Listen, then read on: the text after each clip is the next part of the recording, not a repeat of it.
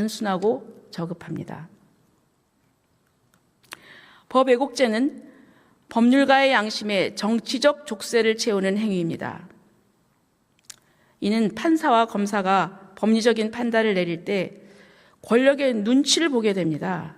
그래서 눈치를 보지 않으면 언제든지 형사처벌의 대상이 될 수 있다는 공포를 심어주는 법안입니다. 존 롤스는 그에 져서 정의론 1971년에 출간되었습니다. 여기서 이렇게 얘기했습니다. A Theory of Justice입니다. 정의론. Justice is the first virtue of social institutions, as truth is of systems of thought. 사상체계의 첫 번째 덕목이 진리이듯 정의는 사회제도의 첫 번째 덕목이다. 이렇게 얘기했습니다. 그러나 법 왜곡죄가 통과된다면 사법정의는 권력의 의지 아래 굴복하게 될 것입니다. 이것은 사건을 재판에 넘기려는 검사한테는 기소하지 마라. 재판 중인 판사에게는 무죄 선고해라. 이런 노골적인 협박입니다. 법철학의 거장 헤겔은 법을 가리켜서 자유의지 현존, 자유의 객관적 존재 양식이라고 했습니다. 법의 존재 이유는 인간의 자유를 억압하는 것이 아니라 오히려 자유를 현실에서 구현하고 보호하기 위함이라는 뜻입니다. 그런데 민주당이 내놓은 법 왜곡죄를 보십시오. 이것이 자유를 구현하기 위한 법입니까? 아니면 판사와 검사의 양심의 자유를 찬탈하기 위한 법입니까? 오직 권력자의 안위를 위해서 법치를 도구화하는 부자유의 강제이자 권력자의 범죄를 가리는 차양막에 불과합니다.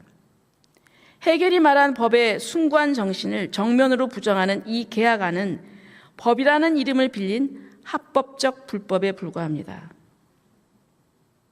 살아있는 민주당 정권만을 위해서 사법 시스템 전체를 인질로 잡는 이 행태는 역사가 기억할 국가적 범죄에 불과합니다. 또 재판 소원 제도의 도입은 사법 시스템의 안정성을 파괴하고 오직 특정인을 위한 무한 방탄의 길을 열어주는 국가적 자해 행위입니다. 사상체계의 제1덕목을 진리라고 한다면 정의는 사회제도의 제1덕목입니다.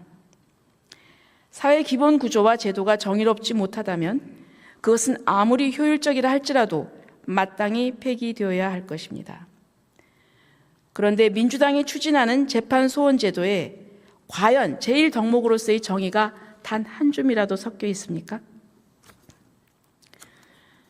재판 소원 제도란 법원의 확정 판결에 대해서도 헌법 소원을 가능하게 하여서 사실상 사심제를 만들겠다는 것입니다. 이는 사법부가 내린 최종 결론을 정치적 영향력에서 자유로울 수 없는 헌법재판소로 끌고 가서 어떻게든 뒤집어 보겠다는 사법불복의 제도화입니다. 롤스는 이 정의로운 사회 조건으로 스테빌리티, 즉 안정성을 강조했습니다. 국민이 제도를 신뢰하고 그 결과에 승복할 수 있을 때 비로소 사회적 협력이 가능하기 때문입니다. 하지만 재판 소원 제도가 도입되면 어떻게 됩니까? 대한민국 법치주의의 근간인 대법원의 판결은 종이 쪽지가 되고 모든 중대 범죄자들은 헌법재판소라는 정치적 퇴로를 찾기 위해서 국가의 사법 에너지를 무한히 낭비할 것입니다. 특히 이재명 대통령과 같은 권력자들에게는 이 제도가 얼마나 달콤한 유혹이겠습니까?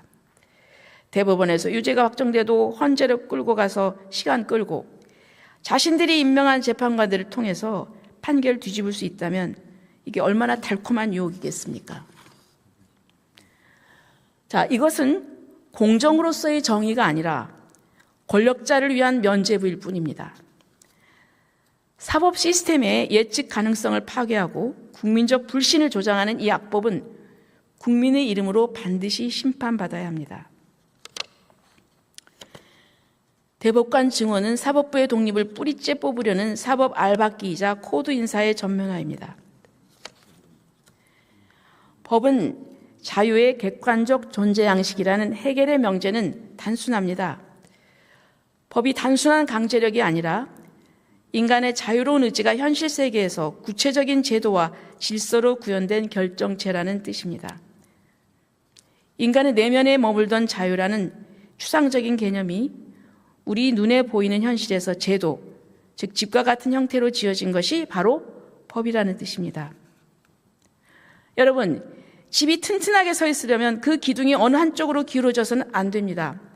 사법부의 중립과 객관성은 그 집을 지탱하는 수직의 기둥과 같습니다. 배숙 의원님, 네. 잠깐만요.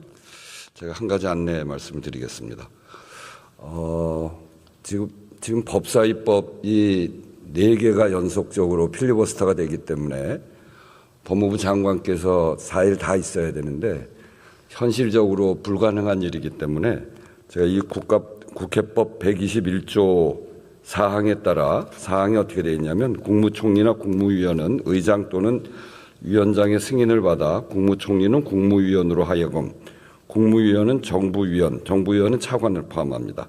정부위원으로 하여금 대리하여 출석 답변하게 할 수 있다. 이 경우 의장은 각 교섭단체 대표위원과 위원장은 간사와 협의하여야 한다. 이렇게 되어 있어서 그런 조항에 따라서 제가 협의를 했고 그래서 장관은 돌려보내고 차관이 대리 출석할 수 있도록 그렇게 조치를 취했다는 점을 말씀드립니다. 네, 협의를 했습니다. 네.